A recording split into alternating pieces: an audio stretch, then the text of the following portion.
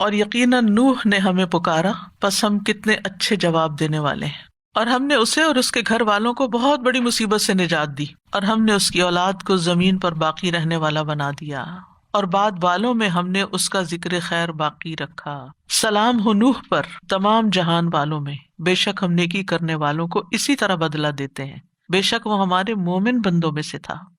یہاں پر آپ دیکھیں وَتَرَكْنَا عَلَيْهِ فِي الْآخِرِينَ، اس وقت تو وہ سخت مشکل میں پڑے تھے، لیکن بعد میں اللہ تعالیٰ نے ان کو سچی ناموری عطا کی، یعنی ہم نے اس کی ایسی تعریف کر دی جو بعد میں آنے والے لوگوں میں بھی باقی رہی۔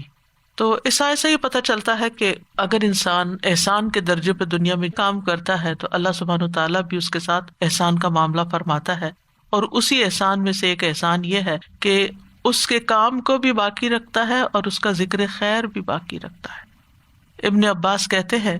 رسول اللہ صلی اللہ علیہ وسلم نے فرمایا، جنت والا وہ شخص ہے جس کے کانوں میں اللہ تعالیٰ لوگوں کی طرف سے اچھی تعریف ڈالتا ہے اور وہ سن رہا ہوتا ہے، یعنی دنیا میں بھی اس کا ذکر خیر ہو رہا ہوتا ہے، اور جہنم والا وہ شخص ہے جس کے کانوں میں اللہ تعالیٰ لوگوں کی طرف سے شر ڈالتا ہے، لوگ اس کو برا بھلا کہہ رہے ہوتے ہیں اور وہ سن رہا ہوتا ہے، یعنی نیک آدمی کی عدم موجودگی میں بھی اس کی تعریف کی جاتی ہے، اور یہ باتیں پھر گھوم گھما کے اس کے کانوں تک پہنچ جاتی ہیں۔ دیکھیں جو آپ کے سامنے تعریف کرتا ہے، ہو سکتا ہے وہ آپ کی خوشامد کر رہا ہو سکتا ہے کہ وہ صحیح بات کر رہا ہو سکتا ہے صحیح نہ بھی کر رہا ہو سکتا ہے اس کا کوئی آپ سے مطلب ہو، کوئی بھی وجہ ہو سکتی، لیکن اصل تعریف ہوتی ہے جو آپ کی غیر موجودگی میں کوئی آپ کے لیے کرے، پھر وہاں سے کوئی اٹھے اور وہ آپ کو پہنچا دے کہ وہ فلاں مجلس میں آپ کے لیے یہ الفاظ ادا کر رہا تھا۔ تو جب آپ کو یہ پتا چلے کہ کسی نے میرے بارے میں کچھ اچھے الفاظ استعمال کیے ہیں یا کسی کی رائے میرے بارے میں اچھی ہے، تو تمام تر شکر اللہ کے لیے ادا کریں، اور اسی رستے پر، نیکی کے رستے پر قائم رہنے کی کوشش بھی کریں اور اللہ سے استقامت کی دعا بھی کریں۔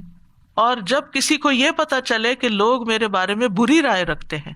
تو پھر آپ سن کے توبہ کریں کہ اللہ میرے ہی کچھ گناہ ہوں گے جن کی وجہ سے کسی نے میرے بارے میں ایسے الفاظ کہے ہیں، اور پھر انسان اللہ تعالیٰ سے دعا کرے کہ اللہ مجھے میری غلطیاں دکھا دے، میری اصلاح فرما دے، پچھلے گناہ معاف کر دے، آئندہ مجھے نیکیوں کی توفیق دے اور مجھے اپنا بنا لے۔ اسی طرح ایک اور روایت ہے، ابو زہیر ثقفی کہتے ہیں رسول اللہ صلی اللہ علیہ وسلم نے ہم سے نباوہ یا بناوا دونوں لفظ آئے ہیں کہ مقام پر خطاب فرمایا جو کہ طائف کے قریب ہے۔ آپ نے فرمایا ہو سکتا ہے کہ تم جنتیوں اور جہنمیوں کو الگ الگ پہچان لو۔ لوگوں نے عرض کیا اللہ کے رسول کس طرح، یعنی دنیا میں کس طرح؟ آپ نے فرمایا اچھی تعریف کے اظہار سے اور بری تعریف کے اظہار سے،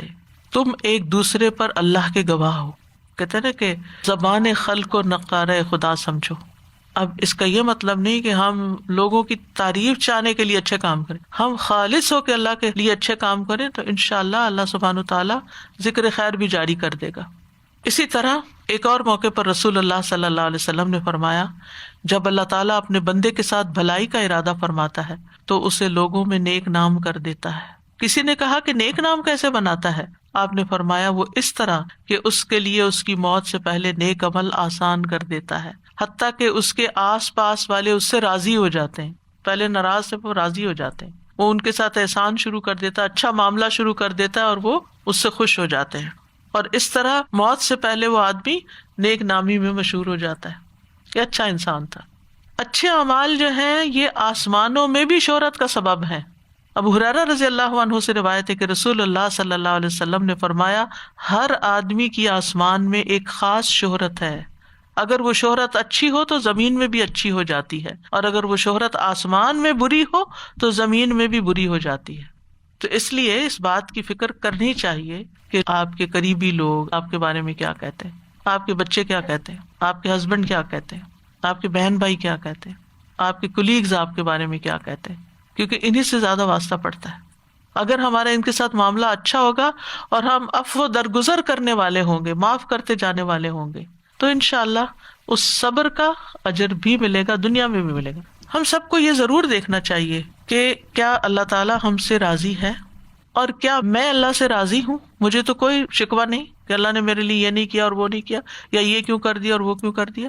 پھر دوسری بات یہ، لوگ مجھ سے راضی ہیں لیکن لوگوں کی رضا کو اللہ کی رضا پہ ترجیح نہیں دینی. اگر لوگ ایک وقت میں ناراض بھی ہوتے ہیں نا، آپ احسان کرتے چلے جاتے ہیں، وہ کل آپ سے راضی ہو جائیں گے، لیکن آپ کی زندگی کا مقصد نہیں ہے ان کو راضی کرنا. تو اوپر کیا ہے؟ اللہ کی رضا. اگر اللہ کو راضی کر رہے ہیں نا اور اللہ کی خاطر لوگوں کو راضی کر رہے ہیں تو انشاءاللہ معاملہ درست رہے گا. اور کیا میں لوگوں سے راضی ہوں یا مجھے ہر وقت ان کے اندر کوئی عیب ہی نظر آ رہے ہوتے ہیں اور میں جلتی کٹتی رہتی ہوں، یہ کیوں نہیں یہ کر رہا، فلانا کیوں نہیں کر رہا. تیسری چیز یہ کہ کیا میں اپنے آپ سے بھی راضی ہوں یا نہیں، یعنی میرے اپنے اندر ایک اطمینان قلب ہے یا نہیں. اگر نہیں تو اللہ سے دعا کرے کہ یا اللہ مجھے وہ وجہ دکھا دے جس کی وجہ سے میرے اندر اطمینان قلب نہیں، کیونکہ مجھے مرتے وقت نفس مطمئنہ چاہیے. میں اس حال میں دنیا سے جاؤں کہ تو مجھ سے راضی اور میں تجھ سے راضی ہوں. یہ ہے اصل کامیابی. جو اس کے ساتھ جاتا ہے وہ کامیاب ہو گیا.